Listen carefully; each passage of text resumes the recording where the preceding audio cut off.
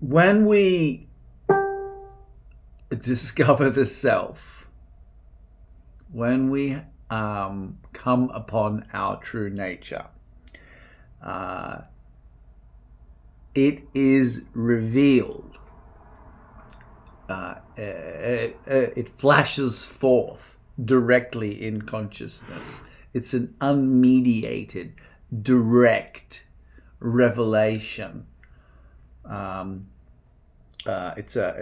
nature of our being discloses itself to us, and we discover, and yogis and meditators or human beings, we can say, have discovered throughout time that the nature of the self, the nature of consciousness, is universal.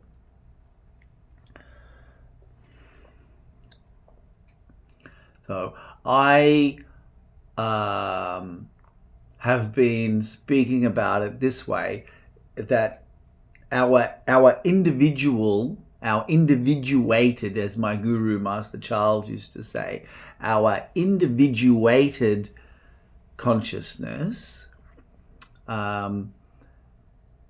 is unique. It's a vibration, you see, of consciousness, but that which is vibrating is universal.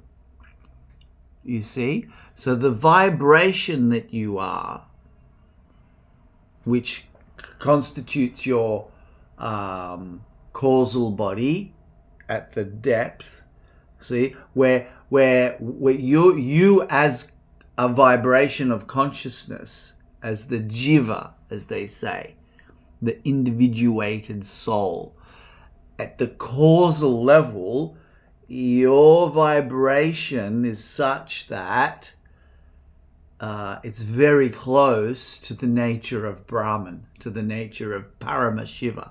It's very close to the absolute, to the universal. And therefore, at the causal level, the bliss of our true nature shines through, is revealed, is present in that very vibration of consciousness. And then there's the different layers, the different levels of the vibration that we are, the astral body and the physical body. And so these are all vibrations, but they're all vibrations of something. And that is consciousness. So when we inquire, what am I? Who am I? We are the vibration asking what is vibrating. You see, who, we can say who, but then who kind of psychologically, I feel, denotes a character. So I would word it that the who is the character we are, but the what, you see, when you ask what, well, what, you could look in, well, I'm a vibration. Well, what, really? Okay, what's the nature of the vibration? Okay, well, that's going to give you you can look, as long as you're looking and you see directly, it's going to give you some insight, as long as it doesn't turn into a story. But then there's something deeper, which is fundamentally, what is it? You see, it's an elemental question. It's an elemental understanding. It's an elemental revelation, like the nature of the stuff, element. I'm tapping the table, indicating, it's substantive. It's the substance, the suchness of isness, they say. But we want to know what is vibrating. You see? And furthermore, we can ask, what is the power that gives rise to the vibration of consciousness that we are, that the universe is? Imagine you encounter someone, if your friend, or you imagine you work in retail, you're on the front desk in the supermarket and there's an angry customer.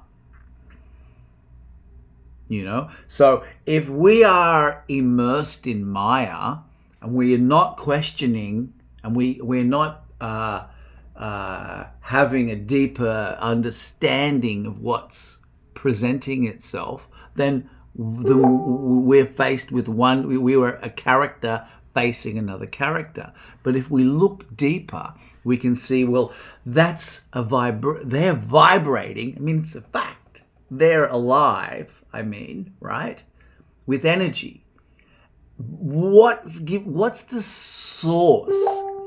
What's the source of the movement of life energy that's presenting itself to you as an irate customer? Imagine you're working in retail in this example, you see, and if you see that in yourself, and you can contemplate this in others as well, you can contemplate it in the totality of life, I recommend, because it's all an undifferentiated wholeness. When you discover the essence, when you discover the what that is vibrating, you see, we are an individuated pattern of consciousness.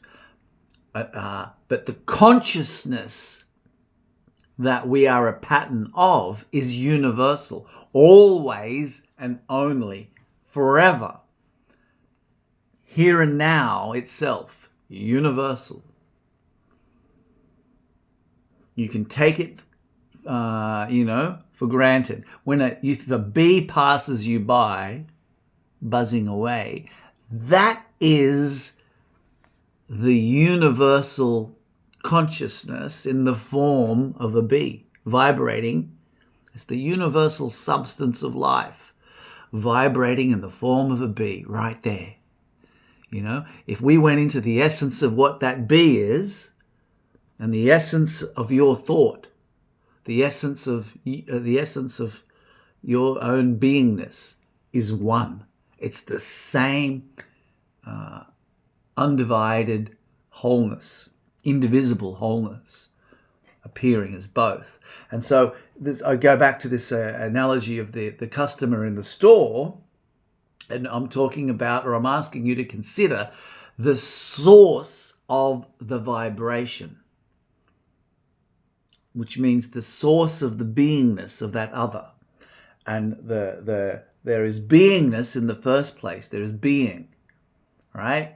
And which presents itself, that has gone through that life, was born as a baby and has now ended up a customer in a store, upset about something. And there's a mood in that customer.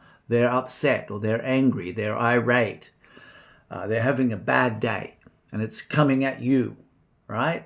So what's the point in me saying all this? The point is that if you can grok that they are not the source of their own being, they're not that there is a higher power, or a greater power, a universal power that is the source of that individual's manifest presentation, then you can have compassion for the other, knowing that, if they were designing the day themselves, they probably wouldn't be designing it such that they were behaving off center in a unpleasant way in the supermarket.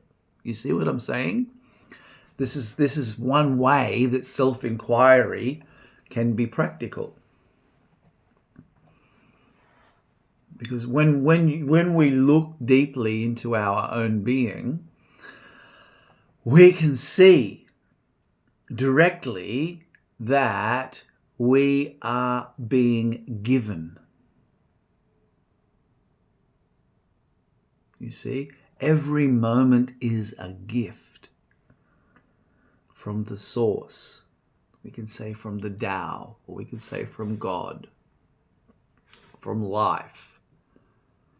You see? And a wave in the ocean is a function. It's a function of the entirety of the ocean. You see? And that understanding, when we really see it, but even when we begin to intellectually understand that the wave, the life of the wave is being gifted to it. It's being given.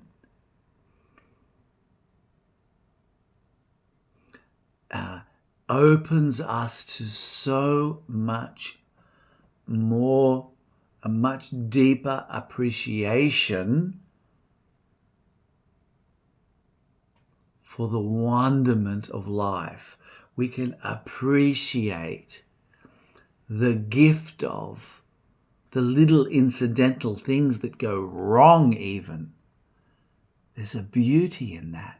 When we understand that every moment is being given to us as a gift. It's being gifted to us. Because you see, at the deepest, the most fundamental level, the primordial level of our own beingness as a human being, you know, you're born of a mother. It happened. You see, but what I'm asking you to see, and what I'm suggesting, is that birth process, that being born from something greater than yourself, is a perpetual miracle. It's the perpetual miracle of your beingness, of your being, of our being. We're being birthed. We are being mothered into being moment by moment. We're being carried by life.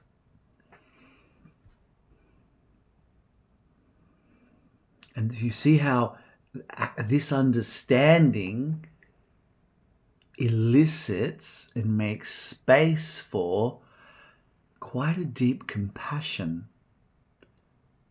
a deep appreciation, a softening of our attention, an ability to hold a space for that other in the supermarket, which may include,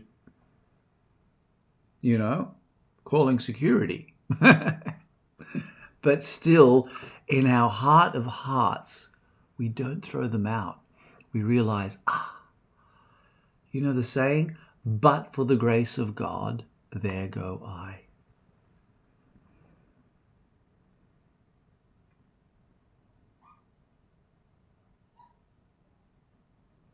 Okay, thank you.